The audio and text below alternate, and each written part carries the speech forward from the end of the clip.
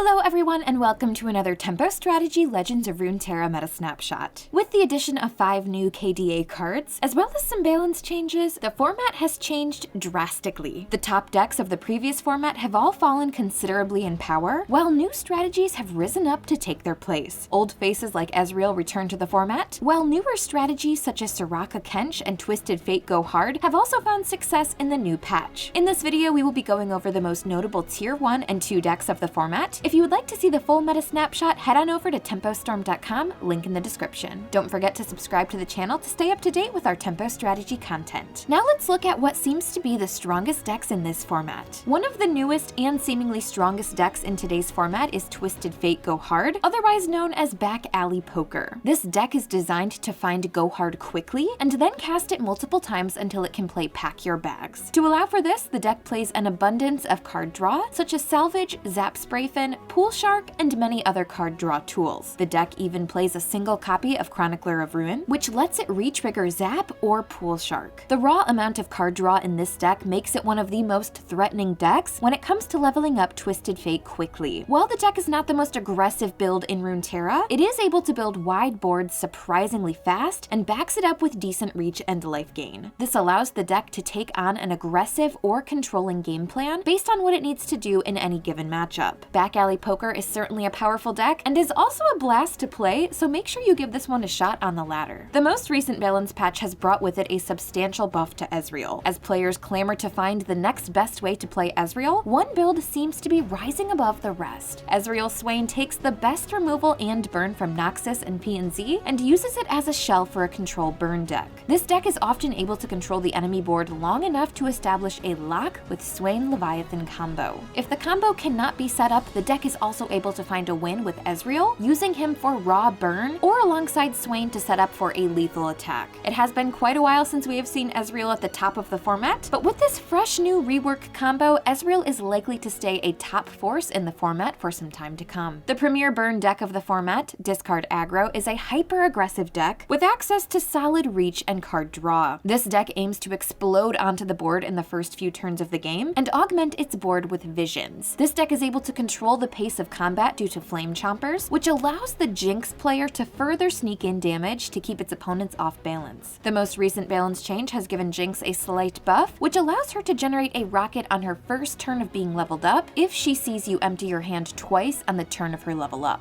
This change has allowed Jinx Draven access to even more powerful lines than it had in the past, and Jinx Draven was already a deck known for powerful combo turns. This buff has cemented Discard Aggro as one of the top decks in today's format. The top board-based control deck of the format, Soraka Kench, is a strategy based largely around snowballing a board through healing. The deck has multiple units with large health pools and an abundance of unit healing, which allows you to make the most out of your damaged units. This strategy gets an early lead on the board, then continues to snowball its advantage with Soraka and Star Spring. While the deck often will not win through creature combat, it is often able to set up a board state that is simply insurmountable for the opponent. In truth, Soraka Kench is the type of deck that will win either through Start Spring or the opponent's concession. Leading Tier 2 in this meta snapshot is Pirate Aggro. This deck recently received nerfs to Make It Rain, which helped contribute to its fall out of Tier 1. Even though Pirate Aggro can no longer justify playing Make It Rain, the deck is still able to do what put it on the map to begin with. Powerful opening curve, backed up by dangerous mid-game threats in Gangplank and Jack the Winner, gives this aggressive deck a solid beatdown game plan that is able to back up with high amounts of burn. If the game ends up going long, Pirates has the ability to fall back on Captain Farin, who in most situations will be able to give the pirate player a clear path to victory. The top ramp deck of our most recent format, Feel the Rush ramp, has taken a substantial hit since the most recent balance changes. Despite the nerfs to Trundle and Wording Stones, however, the strategy still seems quite strong.